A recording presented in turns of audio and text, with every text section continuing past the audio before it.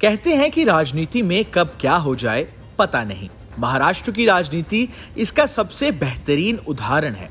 पिछले 4 सालों में राज्य की जनता ने इतने सियासी दांवपेच देखे हैं कि आने वाले कल तक का भी भरोसा नहीं।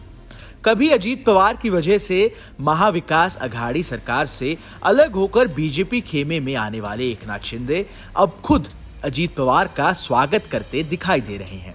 सोचिए राजनीति क्या करवा दे। बता दें कि महाविकास अघाड़ी में अजीत पवार डिप्टी सीएम थे, वहीं एकनाथ शिंदे भी मंत्री थे। लेकिन बाद में शिवसेना के 40 से ज्यादा विधायकों को लेकर शिंदे अलग हो गए और बीजेपी के साथ गठबंधन कर खुद सीएम बन गए। उस वक्त महाविकास अघाड़ी से सरकार से अलग होने के पीछे शिंदे ने दावा किया कि डिप्टी सीएम अजीत पवार विधायकों के साथ अन्याय कर रहे थे। वे हमारे विधायकों को फंड नहीं दे रहे थे, इसलिए हमने ये सरकार छोड़ दी। अब आलम यह है कि शिंदे गुट के शिवसेना से विद्रोह के 1 साल बाद अजीत पवार खुद बीजेपी के साथ आ गए और फिर से डिप्टी सीएम बन गए।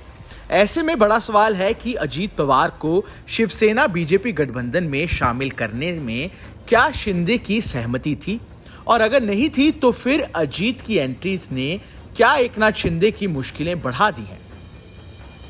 राजनीति के जानकारों की माने तो इसके पीछे बीजेपी का कुछ बड़ा प्लान है। दरअसल कुछ दिन पहले सुप्रीम कोर्ट ने महाराष्ट्र के सत्ता संघर्ष को लेकर फैसला सुनाया था। इसमें शिवसेना और मूल पार्टी के 16 विधायकों की अयोग्यता पर फैसला लेने का अधिकार विधानसभा अध्यक्ष राहुल नार्वेकर को दिया गया है।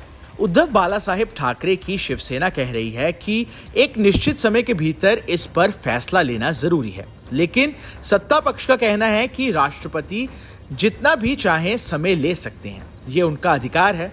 बता दें कि इस लिस्ट में सीएम एकनाथ शिंदे का नाम भी शामिल है। शिवसेना उद्धव ठाकरे गुट के नेता संजय राउत का कहना है कि सुप्रीम कोर्ट के फैसले से मुख्यमंत्री एकनाथ शिंदे समेत उनके गुट के 16 विधायक अयोग्य हो जाएंगे।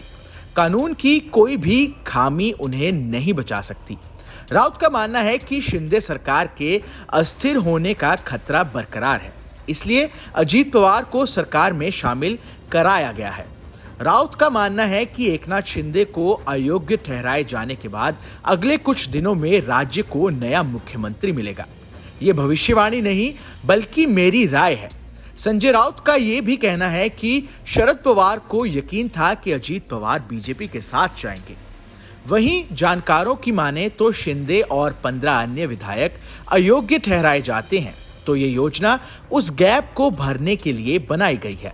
लेकिन अगर अयोग्यता की कार्यवाही नहीं की गई तो भी शिंदे वरिष्ठ नेताओं जैसे कि देवेंद्र फडणवीस और अजीत पवार के बीच सैंडविच बनकर रह जाएंगे। ऐसी भी चर्चा है कि फडणवीस को भी केंद्र में मौका दिया जा सकता है।